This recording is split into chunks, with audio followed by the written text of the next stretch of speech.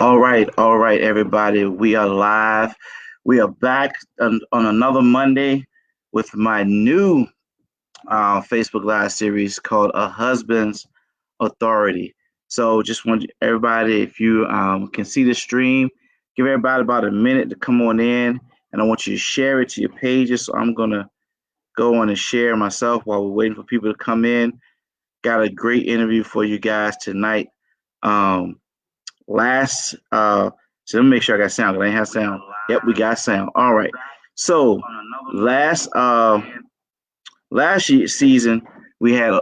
I started with a Father's Authority, and we started off with my good friend. We had a great first interview. It was really great. It's really good wisdom, and I'm starting off again this week, this series with my friend Pastor Cedric Rouson. It's going to be great, guys. He's going to have some wisdom for you. And what we're doing is we're talking about being a husband. And the reason I'm doing this series this time is because so many times men get married and we go into marriages and even relationships and we don't know what it truly means to be a husband. And I believe that's one of the reasons why a lot of marriages fail.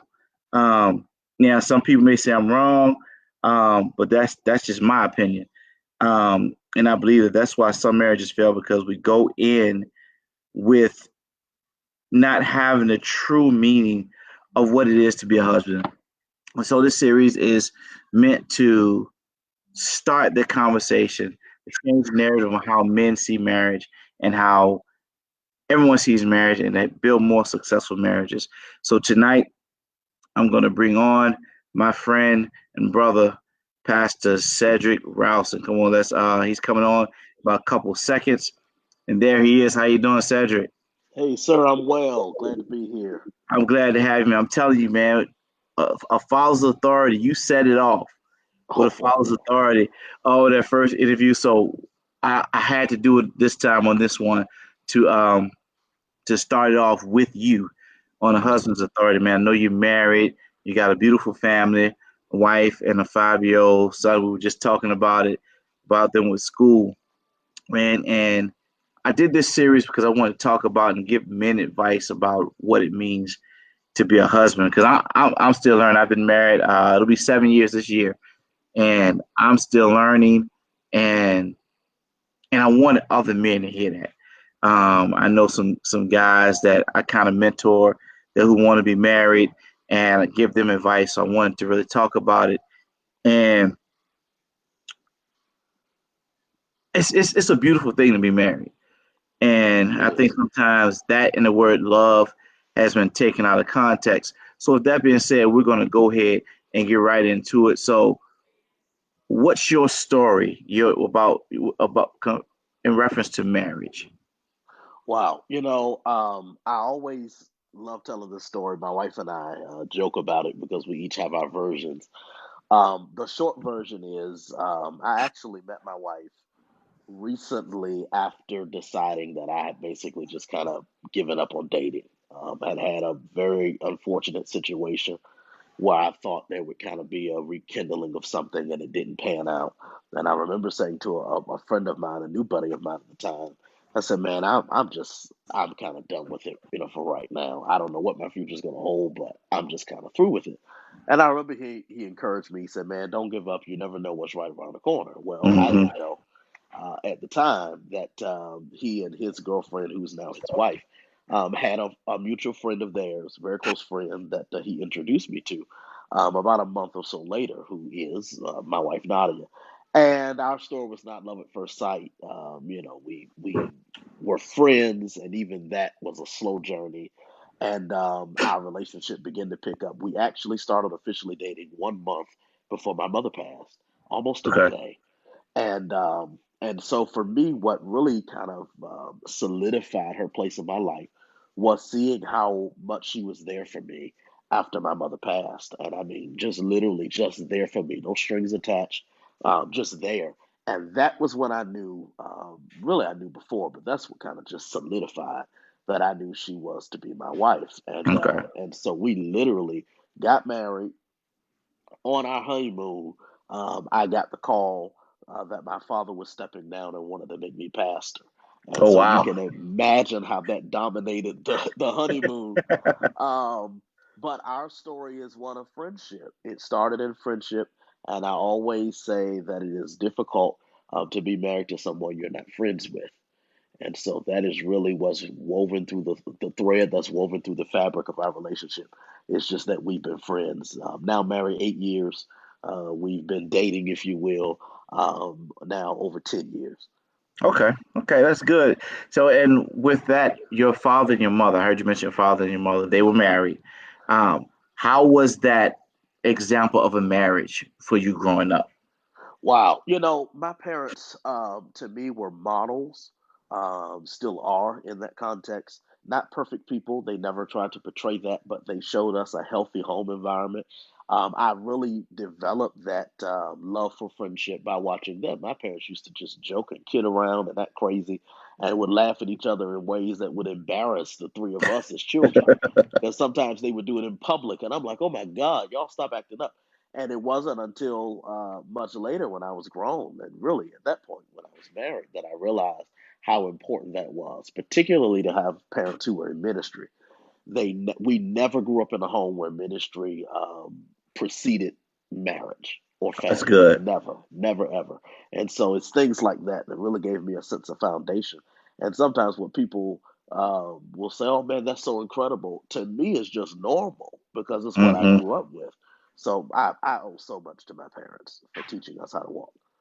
That's good, and that's good, man, because you see it, especially with pastors and in church. You know, I grew up in church. We ran in some of the same circles, that. But it was I saw a lot of marriages, a lot of families, a lot of marriages break up, and families not good. Children resenting their parents because the parents put ministry Right, before the family, or the husband put ministry before the family. Now I know that ministry is important, and but God's designed the family, and in the Bible it said, "How can you run the church well if you don't run your own household well?" right, And but I've seen that, but I think people don't understand it. One of the things my wife said to me when I told her that God called me to be a pastor, she made sure she asked me that to promise that I wouldn't put the family on the back burner, right, that that I would put the family, make the family a priority, not give up on ministry, right. but make the family a priority and not neglect them for church, because it's different with the church and with what God has called you to do. If you're truly doing Absolutely. what God has called you to do and you're hearing Him, He's going to help you prioritize your family. Hmm. And well, I digress from that. But I mean, and I watch you with your family, seeing you online, offline, and I see that you are an example of that with your family, and that your family is a priority. I see it through your church, see it through your people, so I know that you are a good example of that. So, to you, what does it mean to be a husband? So the word husband, we originally see it in reference, or we often see it in reference to agriculture. It's one who tills the ground, who is responsible for cultivation. A husbandman, the Bible says, a husbandman is the first partaker of the fruit.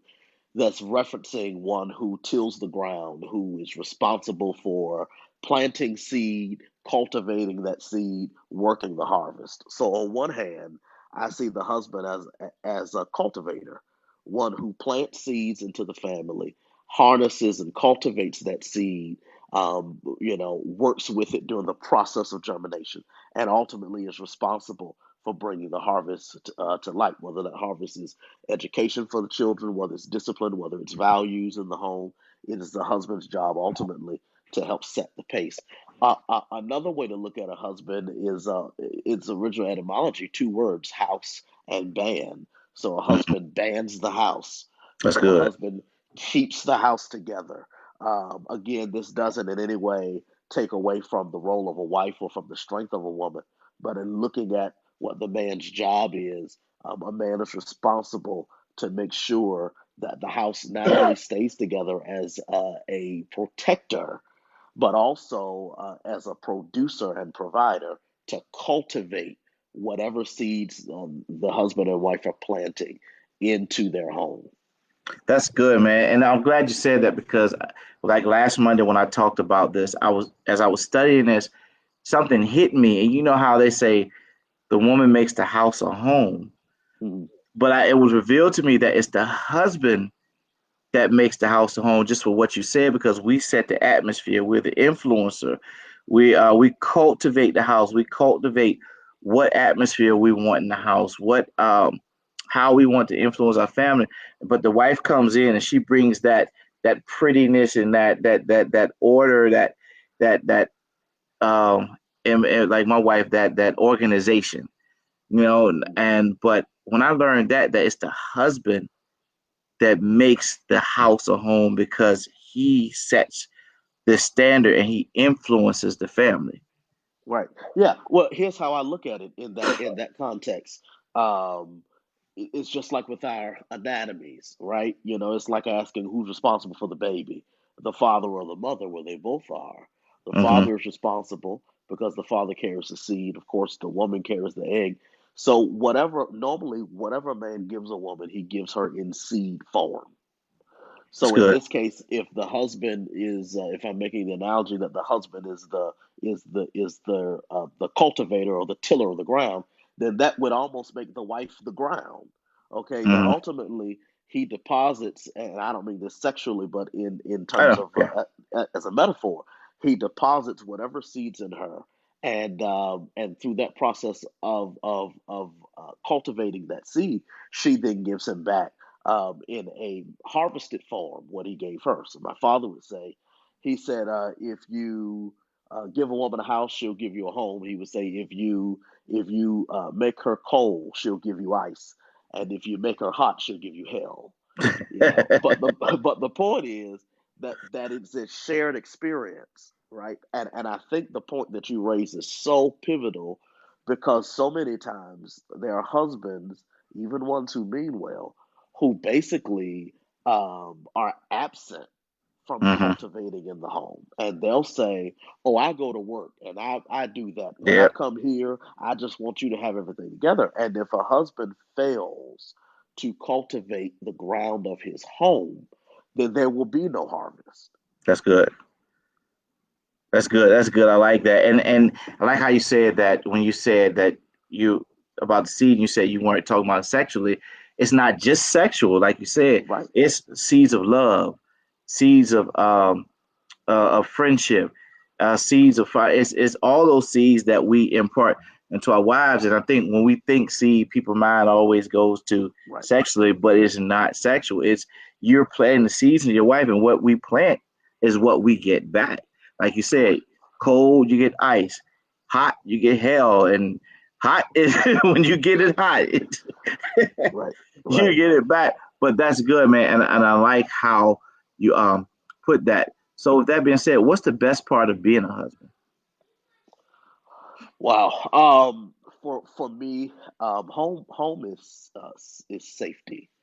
So I travel a lot, and beyond my travel, so much of what I do is in the public eye. We're always serving people, always helping people.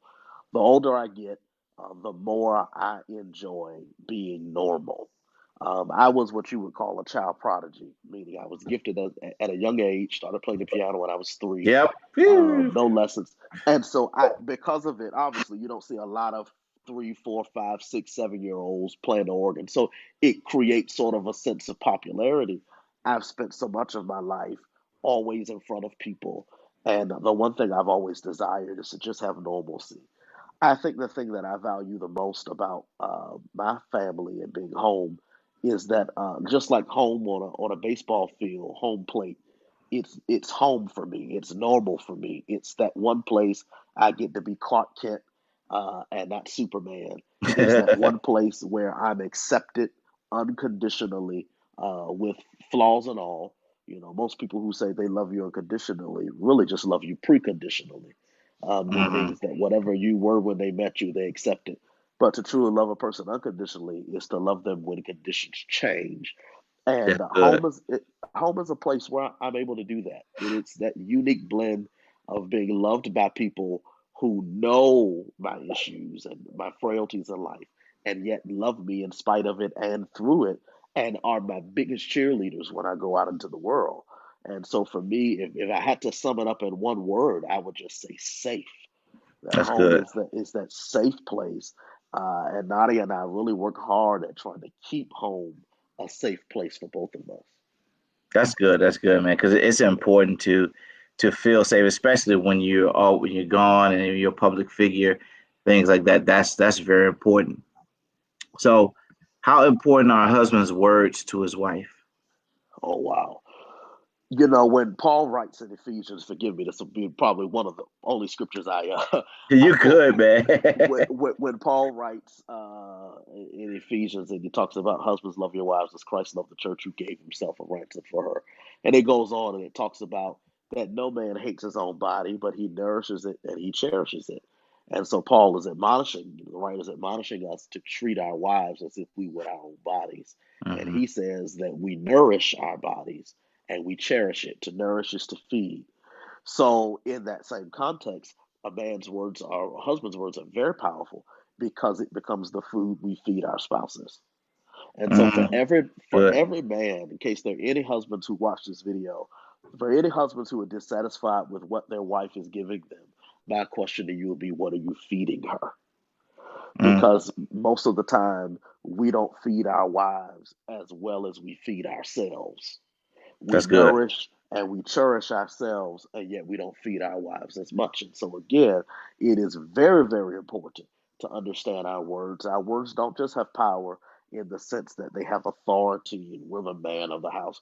But again, if you put this in that context that we have created here tonight about cultivating seed, then the words become the water, okay, that Hmm. waters that seed, and whatever idea, concept, dream, or even disappointment we sow, however we water that is going to determine what we get out of it.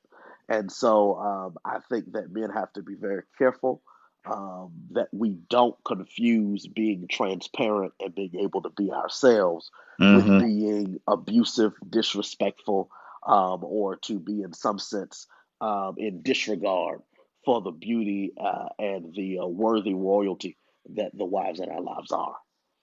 Yeah, because and I think that was good. It's so many men think just because they bark and she moves that that's giving them what they want, or that, oh, she's doing what I say do. But no, she may move, but how do you know she's feeling inside? What you're making her feel weak? You're Right, not weak. You're making her feel disrespected, unappreciated, undervalued, unloved when you do that. And just because she doesn't say anything doesn't mean she doesn't feel that way.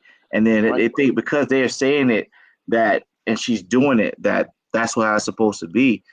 right. No, we get back what we say. If she's Absolutely. quiet and she's unloving and she's timid because you've been abusing her verbally all these years. But if you speak into her, if you speak favor in her life, you tell her you can do it. I'm always telling my wife what she can do. Babe, have you thought about this? You got it, Right, babe. You're right, beautiful. And right. words of appreciation, then we'll get that back because it's going to make her feel That's so right. valued and appreciated. She's going to give you all love, everything that God put in her Right. to give you. Absolutely. Yeah. When you said that, my mind just quickly went back to my former dean, Dr. John Kinney. He says that our relationship is only as healthy as the woman is emotionally invested. He Mm, says that ultimately a woman's emotional investment controls the temperature of the relationship, to the point that he says that if you have a woman who is constantly still, upset or fussing, she's verbally fussing about something.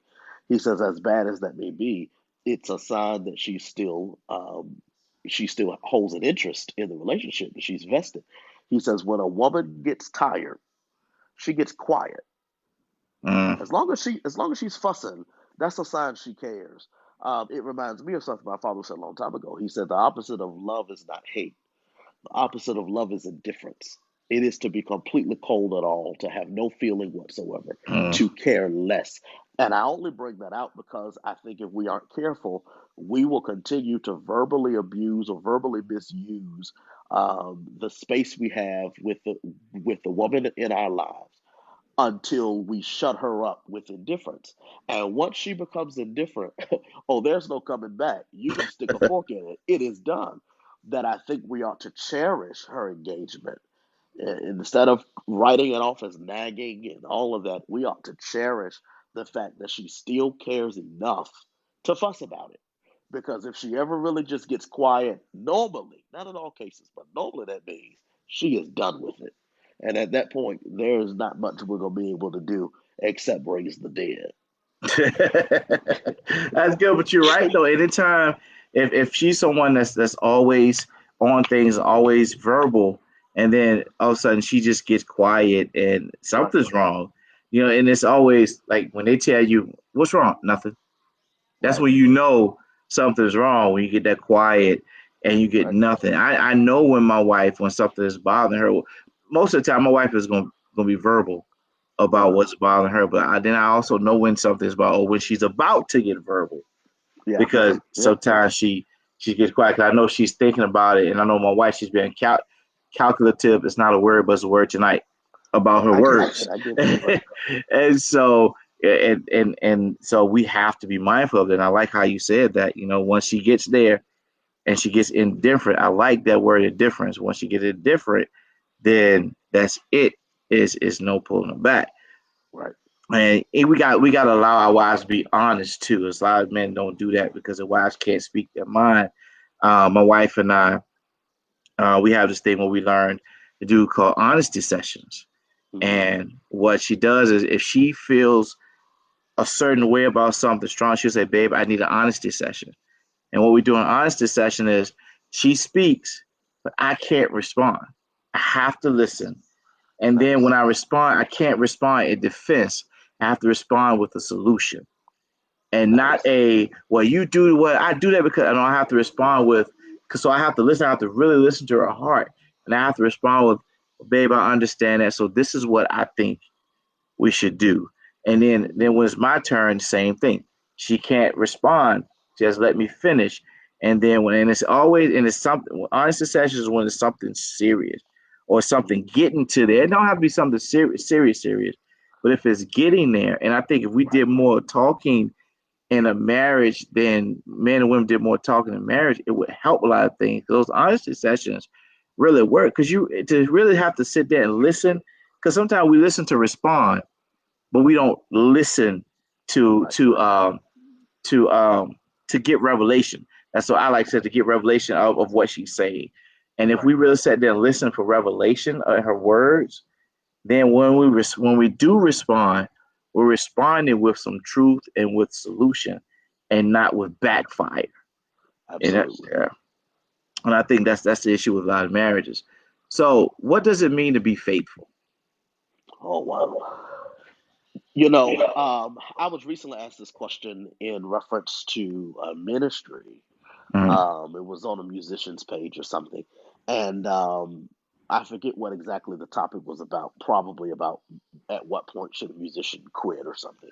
Okay. But the response that I gave ended up getting some traffic. There were people who shared it and they thought it was a fresh perspective. So I'll share it because I think it's applicable. Normally, when we talk about faithfulness, we tend to put faithfulness in the context of either just being present, don't give up, keep on going. I don't see it that way. Now, of course, when we talk about marriage, then faithfulness is normally connected to our commitment to each other sexually, emotionally, things of that Mm-hmm. nature. It's about not stepping outside of the marriage or things like that. Being faithful to the relationship. But what I want to suggest is that faithfulness can be deeper than that. When I look at the word faithful, it's to me, it is to be full of faith. So it raises the question, what is it that I originally believed in that made me make a commitment to you? And That's to be good. faithful is for me to remain full of faith in whatever the thing was that drew me to you in the first place. For That's me to good. still be with you, but not be with you in here, doesn't make me faithful. It just makes me present. Mm-hmm. And some people who think they're faithful aren't faithful at all because their heart their desire, their intent has long been pulled out or withdrawn from the relationship. They may be coming home every night, or they may be still paying the mortgage or taking care of the bills, but it doesn't mean they're faithful. That you can actually have never cheated on your spouse or anything like that and still not be faithful, because the question is about how full of faith are you in what drew you to do this in the first place? That's good. Which says to me that our relationship is a lot like a gas tank in a car. I don't care how nice your car is, the car was not designed to run forever on one tank of gas. In order for the car to keep running, you have to keep pumping fresh gas into it. When you pump gas into it to its capacity, we call the tank what? Full. Full. To be faithful is for your tank to remain at capacity, and nobody's upset that the journey, just like driving a car, drains some of that interest. But then what you've got to do every now and again, whether it's honesty sessions, prayer together, vacations, conversations, you have to pull into the gas station of love Mm, and fill that tank back up so that we can keep running as close as we can on full. Because I'm going to tell you that men and women value faithfulness sort of differently, and that ultimately a woman is not satisfied that her husband comes home every day if his body is home, but his heart is not. mm. Your body's here with me, but your mind is on Come the other on. side of town. Yeah, Yeah, yeah. yeah. So so That's. Go so ahead. I was just gonna say I think each and every one of us, myself included, have to do a test. We have to really sit down and analyze how faithful are we, not only to our homes, to our spouses, but in life period. How much of our desire have we retained, or should I say, how much of our desire do we renew, Hmm. like that gas tank, versus how many of us are running on E? Mm. Because an empty heart tank is not going to fill a house with love. That's good. That's good. That's good. I'm gonna have to write that down. But you said something that I want to elaborate on a little more. You said men and women value faithfulness a little different. Can you give an example of how men value faithfulness and an example of how men look at it and how women look at it? Sure. So I'm gonna substitute the word faithful for just a minute for the word trust. I Okay. think it's a word that will help make sense of this example. So when a man says, and this is not original, I think I first heard this maybe from Bishop Jakes or somebody. When a woman says she trusts her husband, normally she's speaking to faithfulness in the traditional sense, that he is faithful or committed to her. Normally, it's a fidelity issue. I say, oh, I trust my husband. He's faithful to me. So for a woman, typically now, a trust and faithfulness is about a fidelity. Okay. For a man, trust has a lot more, and faithfulness has a lot more to do with loyalty. Okay, loyalty and intimacy. So let me explain.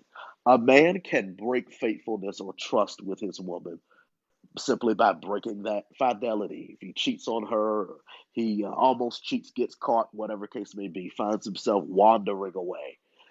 A woman, however, most of the time is not going to necessarily be that way with her man, but it doesn't mean she can't be unfaithful. For a man, what a man would consider to be unfaithful a lot of times is going to be based upon how many of that man's secrets has he shared with her in private, in intimate sessions, pillow talks, etc., Hmm. that he then hears at family gatherings from her mom or amongst her Yeah. girlfriends? They're giggling and talking, and it's about something that it was very vulnerable for him that he entrusted to her. Now, I know I'm not going to get any witnesses on this because there's Hmm. obviously in the marriage book, there's nothing to compare to infidelity. But I want to suggest that it is possible for a woman to be unfaithful to her husband in the context of not keeping him safe, Yeah. not keeping his vulnerability safe, while she, on the other hand, is demanding that he be faithful to her by being a woman man. And I think that it behooves us to learn one another so that we can understand what faithfulness means and do our best to keep up with both ends. Mm, because ultimately it encourages a man to do right when that man knows that the woman he loves can be trusted. You can go back and check the books. Most of the time, you see these movies or books or whatever about these executives and people who have these affairs and things like that on the job and what else. Most of the time, the woman is somebody they could talk to. That's it. mm, yeah. Some cases she's not even as cute as the wife, right? But she became a listening ear, someone who, without judgment, he felt like he can open up to because men are looking for home plate. If you don't get anything else I say tonight, that's key. Men are looking for home plate. We're looking for somewhere we can slide into, somewhere we can land. And so I think that is just one difference. Not to say that men don't care about fidelity, because we do. If you don't believe that, let a woman cheat on her husband and you see him go off, he's getting guns and bats and all that other stuff. Because sometimes we aren't able to take it the way we dish it out, right? But Right. I think that on another scale, that's not the only kind of faithfulness in a marriage, and neither of them are exclusive to any one sex. I think they both kind of share them, but faithfulness is not just about my commitment to coming home or being home or only being intimate. I think that is also about my commitment to steward in safekeeping that in which has been entrusted to me by my spouse. That's so good. That's so good. That's a lot. Um, Man, that was good. I like that. I like how you broke that down. So, what's a marriage success tip? Ooh, okay. Um, Try ever so often to assess one another's emotional needs and recommit yourself to meeting the needs your spouse has at that time. All right. One book I'll recommend by Dr. Willard Harley is called His Needs, Her Needs. It's a good book. And he outlines in that book, and there's a companion book that we use for premarital counseling called I Promise You. But in these books, he talks about emotional needs. And his point is that at some point in your relationship, you shift from romantic love into caring love. And ultimately, you spend the rest of your lives caring for one another. And a part of that care is about meeting their top emotional needs. And the reason I would suggest this above all other things is because it doesn't do us any good if we work really hard at something our spouse doesn't need. That's good. And sometimes we put all of our effort into trying to fulfill what we assume they need rather than to find out from them, what do you need from me at this point? And so I challenge those who listen to this, go check out that book or at least Google to see if you can get the chart. I think he lists 10 top emotional needs and do the test. I do it in counseling with people. I'll tell them, write down your top three needs and then write down what you assume your spouse's needs are and then compare the two. And you'd be surprised how many times we assume our spouse wants one thing, but really they don't want that from us. They need this from us. And just clearing that up helps me. I heard a saying once that says you don't pay the plumber for doing the plumbing. You pay the plumber for knowing where to bang. That That's good. ultimately you pay the plumber because the plumber's going to know how to get to what you can't find. That's the same thing that happens in relationships. We can be banging around all day, but it's something about finding out from our spouses what do they need from us, and us being able to communicate ourselves what we need from them at this season, at this time, that clears up the confusion, and then it allows us to meet the need that's present. No needing you could do all the research you want. I'm in a doctoral program. You could do all the research you want. You can write as long a paper as you want to and still get an F because you had great work, but you had the wrong assignment. That's And good. in that same sense, my advice is find out where your emotional needs are at this time. And ever so often, every couple of years, whatever, go back and recheck it and then recommit to meeting those needs. That's good. And it's we had that example in our marriage. My wife she was trying to communicate a need with me that she had, and I thought I knew what she was saying. I thought I knew what she wanted. I thought I knew what she Yeah. was saying. And I'm doing all this because I thought, and she was like, "You're not hearing me." I'm like, "I'm hearing you. I hear what you're saying." And I was saying, so then we have a couple as a marriage accountability couple for us. And we were talking to them one night, and the husband said, "Keisha, This is what, yeah, da, da, da. And she just broke down. She was like, yes. And I was like, I didn't hear that. Right. And then, but that showed me how to listen to her here with my heart, Yep. and listen to her heart and not just listen with my ears so I can be like, because I was listening for a way to come up with something to fix it. Listening Right. to fix it instead of listening to hear her heart, to hear what she needed. Absolutely. And that helped me to learn that that's what we got to do. Yep. Absolutely. Yeah. So now we talked about marriage success tip, marriage. Now, as far as for husbands, what's one piece of advice that you would give to husbands? Other Go husbands. home. Go home. Go home. It's that simple. Go home.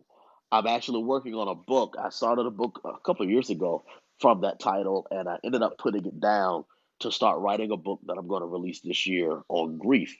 And so the go home book took the back burner. But the best thing I can tell husbands is go home. And I mean that literally. I also mean it metaphorically. I mean it spiritually. I mean it emotionally. Um, Again, we talked about how home is safety. Well, then we have to consider then that we are not the star player. We are probably more like the coach. Mm-hmm. That that we hold such a big weight to the home that a woman can tell when a man is not emotionally there. The best thing that a man can do for his wife is be present, physically, emotionally, mentally, spiritually.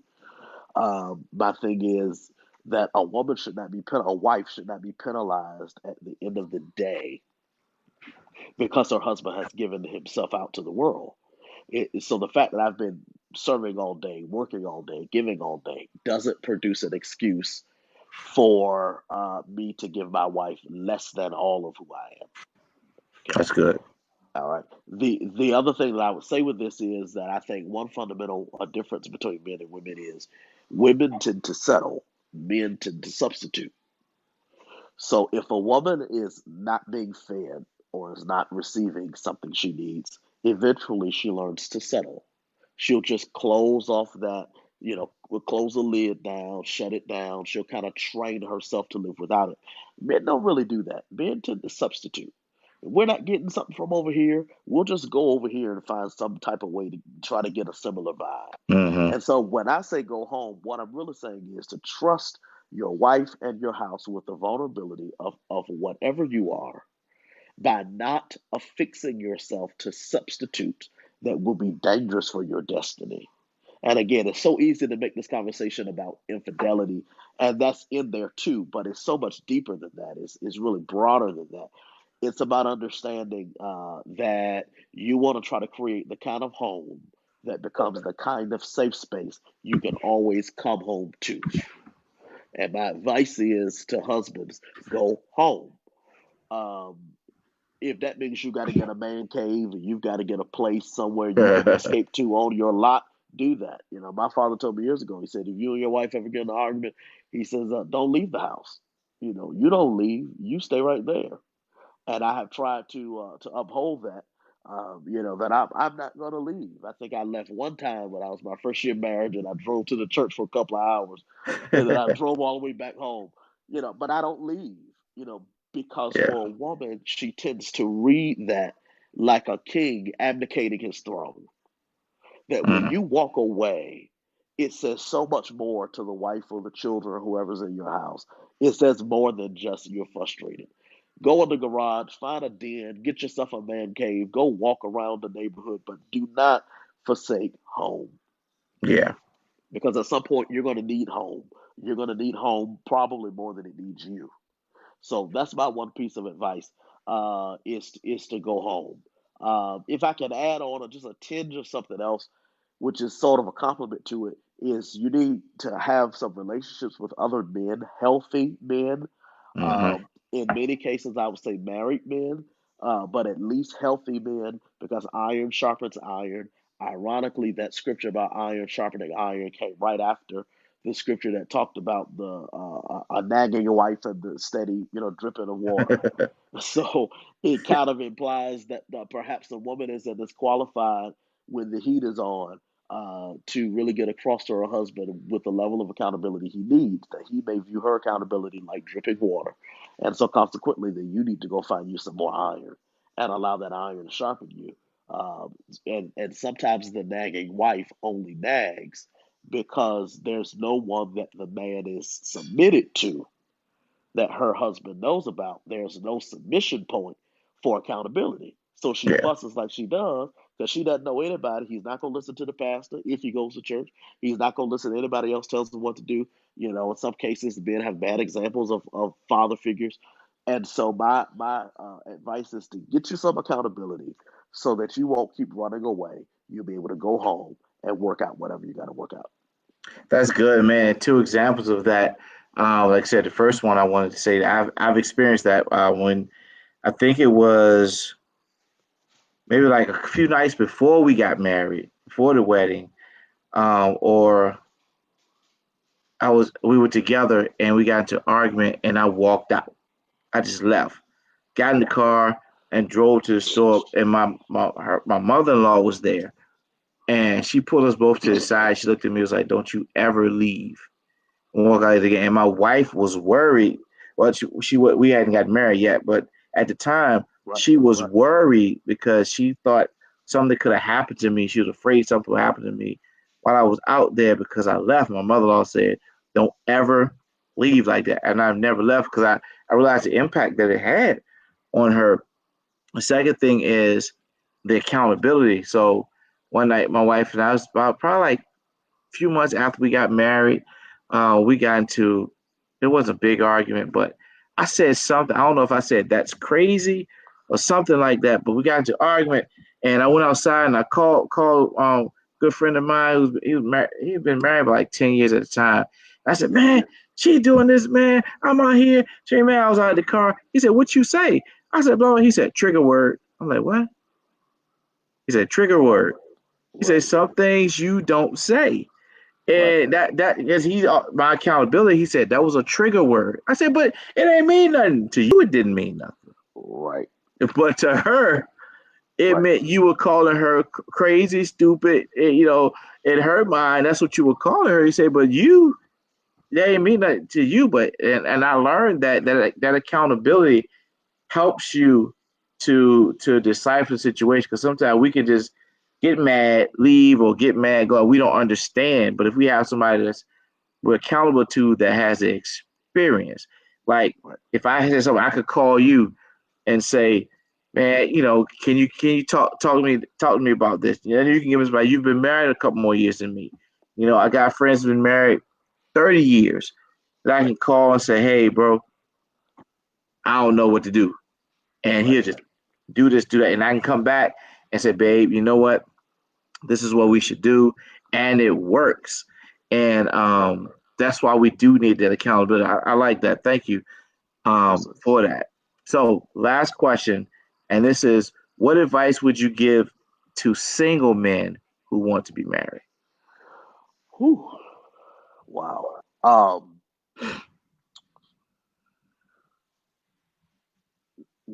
what I would probably say to single men who desired to be married, I would probably ask them why.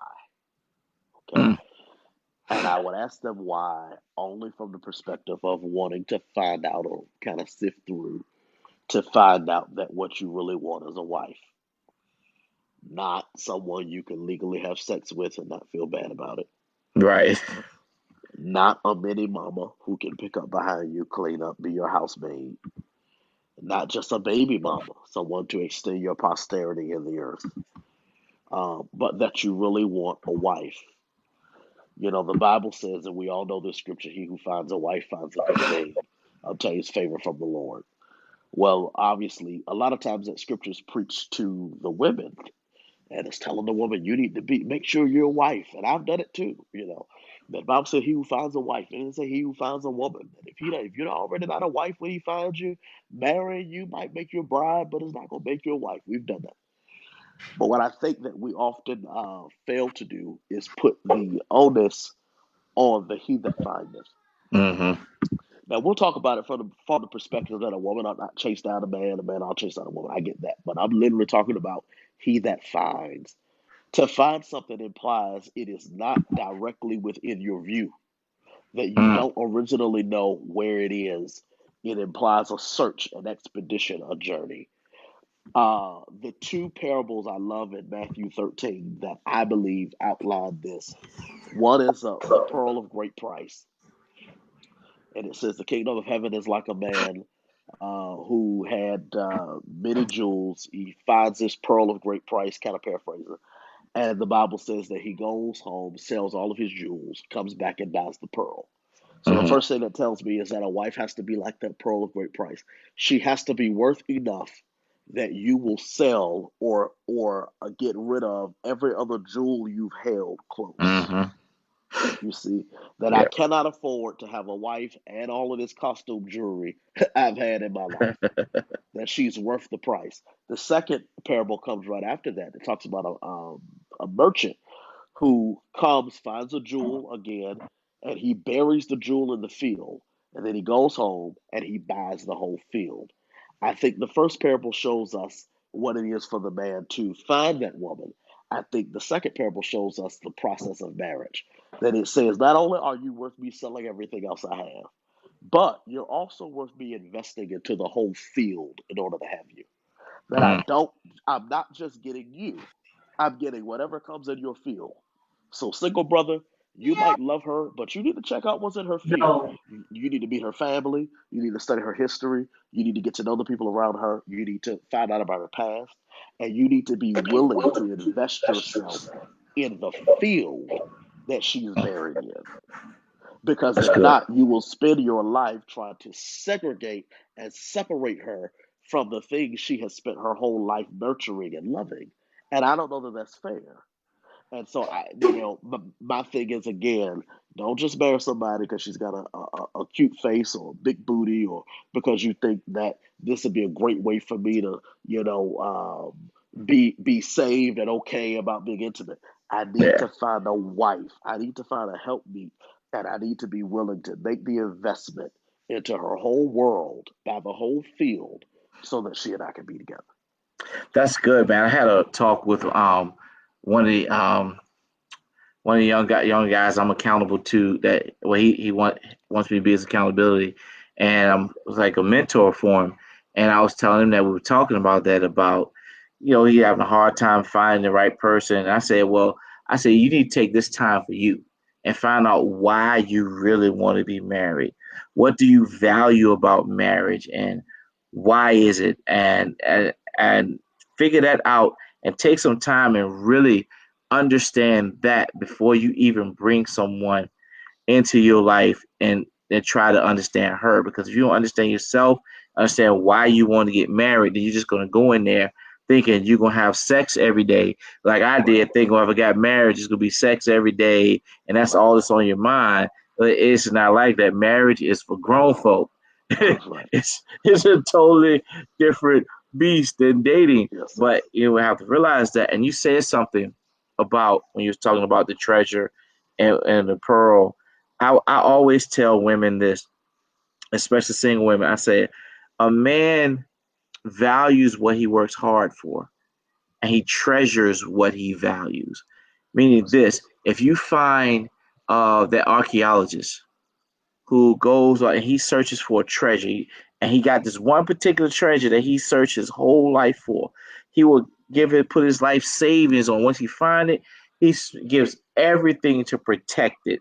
He will spend his life savings to find it. He will put so much security around it. He protect it. He nurtures to make sure that that treasure, because of how priceless it is. I tell him that's absolutely, how he should feel about you. Like you said, absolutely. he should be willing to give everything to treasure you to for that treasure.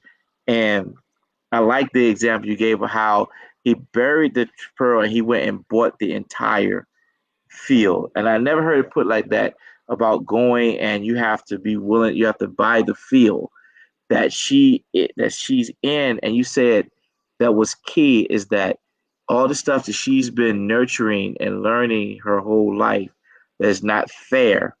If I'm saying it right, it's not fair to try to take that away from Right, her, and I like that because she's been her whole life with her family, her father, certain way of Right. living, and for her to give that up to be with you. As I gave the example Monday night of how my wife was planning a wedding with me, and I had no job, Yeah. I had no ring, Right. you know, because she saw what God's vision for my life, and what was going to happen, what God, she saw spiritually, what I was going to become. I had bad Yeah. credit. I was driving the old gold 1999 Camry with one green door and one red door, and but Wow. she saw something, and I Right. was willing to give everything Right. to make her happy and make her proud. And so everything's turned around now for the most part. But I go back to, it's like when the woman sees that in you, and she sees something, we can really, really break that if we're not doing these things that we're talking about. And we can Absolutely. destroy that faith in that she has in us. We can destroy my spiritual father said to me when we were getting married. He said, "Don't ever take that light out of her eye." Right. He said, "That light that's in her eye is your job to Right. keep it in there and to do everything it takes to keep that light in her eye." And that's what this whole thing is about. The whole husband's authority is to be able to impact men and to help men to do that. Help men get advice. The great advice you gave tonight. Um, I want these guys to come away with that and say, okay, listen to this again and jot down some things that you said, and take that advice. Like I was telling Monday, I went, and after I got married, I started asking couples that I've seen married 10, 20, 30, 60 years, what's a success tip? Yeah. And I got a list in my phone, probably 100 of them. And I'm always asking for. It started with this one couple. They had been married for 65 years. Ooh, Older wow. couple. They were so happy, man. And he was holding her hand. She was holding his hand. They were laughing. And I asked him, I said, what's the success tip? He said two words. I said, what's that? He said, yes, dear. Exactly. He said, "Yes, dear." But I know then that's right. he said that now I'm not saying. He said I'm not telling you to say yes, dear, to just shut her up. Right. He said no. When I say yes, dear, I truly understand what she's asking me, and I understand her heart, and I understand the validity of why I need to say yes, dear, and then I'm truly giving her what she needs when I say that. And I was Right. like, I thought that was so good, man. I mean, I'm thinking That's good. that was a That's good. joke. He's like, yes, dear, and then she chimed in and said, no, he's right. When Right. Right. and he's telling me, yes, dear, he's giving me what I need. I mean, man, they were so happy, man. I mean, just I Wow. said, how long are you guys married? I said 65 years. Wow. I was Whatever like, they're doing is working. Whatever they're whatever doing they're is doing working. is work, and it could happen. But Right. the people, I'm sorry, man, I don't see, but people get married for 30 years and then they get divorced. Yeah. How? Yeah. How does that happen? And Yeah. so these things are dear to my heart. And so, Cedric, man, I appreciate you for coming on tonight. Absolutely, sir. Um, you give great advice, and again, we're gonna, I'm gonna call on you again. Man, Um, anytime, man. It's always a pleasure. Always a to pleasure. do an interview again. I would love to, down the line when I do this again, maybe have you and your wife together, if Sure. that's possible. Absolutely. Because I really want to do a part two to our Okay. interview with you and your wife. Sure. Because I would love to get that advice. I'm gonna be doing that throughout this process of husbands and wives, but Yes, I sir. definitely would love to get you and your wife on together. And I'll send you some dates. Let me know when you guys can do it, because I know you guys got the 5-year old. Because trust me, I understand about that. My wife is with mine right now. Oh yeah, So, yeah. Oh yeah. so I appreciate it, man. So before we go, I love to just give you an opportunity, just aside from the questions I've given, it's just like a minute, just whatever's on your heart for husbands out there. If you want to pray for them, if you want to speak over them, if you want to give another piece of advice, just something just from your heart, not scripted, what you want to say to the husbands out there. One of the great passages of scripture is about a man named Naaman. Naaman was a leper, and there was actually a slave girl who was an Israelite captive who worked for him who knew of Elisha. And yet she was afraid to go to her master to tell her master that she knew a prophet. And so the Bible says that the slave girl, whose name we don't have, went to Naaman's wife and told her, I wish that my Lord would go see the prophet in Samaria, for he could heal him of his leprosy. And ultimately, the point here is that Naaman's healing rested on his ability to listen to his wife. Mm. When Abraham and Sarah finally gave birth to Isaac. Isaac is being dedicated. Ishmael, who is an older brother, half brother, begins mocking Isaac. Sarah begins to fuss and she demands of Abraham that he put the child away and her mom. Abraham gets upset, goes to God about it, and God says to Abraham, your wife is right. I want to encourage brothers who listen to this, who view this, that there are going to be times in your life where the difference between death and destiny is going to be your ability to listen to your wife. That beyond however emotionally irrational you may feel she is, regardless to whatever points you've built up in your mind, if you married her, you've got to trust the God in her enough to know that she loves you to the point that she would not seek to intentionally steer you wrong. And I don't know what Abraham I may be talking to who has something from your past that you need to resolve, or what Naaman I'm talking to who has something about your life like leprosy that's falling apart. But maybe the solution for you in this season is to listen to the woman of God in your life. And I want to pray for you quickly that you may open up and avail yourself to that so that God can heal and fix whatever's wrong in your life. Father, I thank you tonight. It is a joy and a privilege to pray, to encourage, to sharpen iron. Father, we thank you that on this particular night you have caused those who have stumbled across this video to find it in hopes that there may be something that they can chew on, something that can nourish them and feed them. Now, God, I simply pray for every husband, every wannabe husband, every person who desires to be a husband. Lord, even perhaps those who may have been husbands who are praying for chances to do it over and get it Yes. right. I pray you give us wisdom as to how to live. Help us, Lord, to have the humility like a Naaman or to have the humility as an Abraham, to listen to the women you've put in our lives.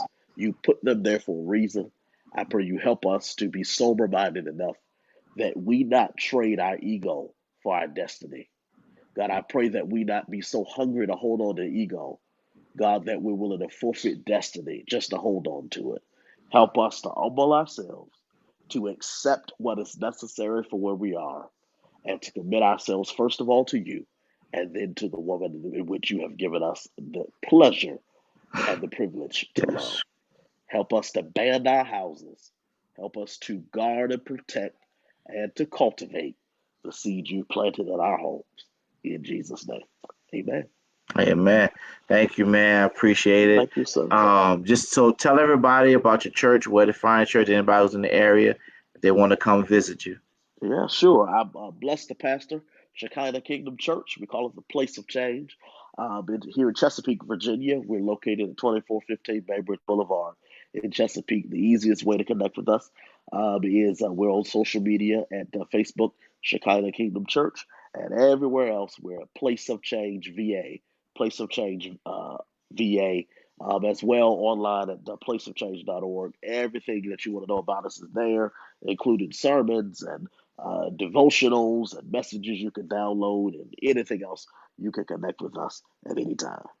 And if you want to know how to play the organ, let me tell you, hit this brother up. I'm telling you, Oh, wow. when he said he's been playing since he was 3, he's not lying. He's Oh, been wow. a beast on that Leslie since he was 3 years old. You Um, kind, man. I said Leslie, that Hammond. But thank you, Cedric. Thank you for coming on, man. I Yeah, my appreciate pleasure. it. So I'm going to end. So just hold on for me. Don't go anywhere, and I'll be Yes, right sir. back with you. Well, guys, that was my friend and brother, Pastor Cedric Rouson. Um, he was here on this video with some great advice, great impact.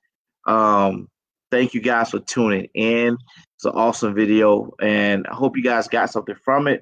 We'll be back next week with another great interview for you guys. And again, if you guys want to follow us, if you have anything you want me to talk about, any questions you want to ask me, just want to follow us, you can go follow our website at www.kingdomrelationships.org. You can send us an email at hello@kingdomrelationships.org, and we'll answer you. We'll reach right back to you, whether you're a man, whether you're a woman.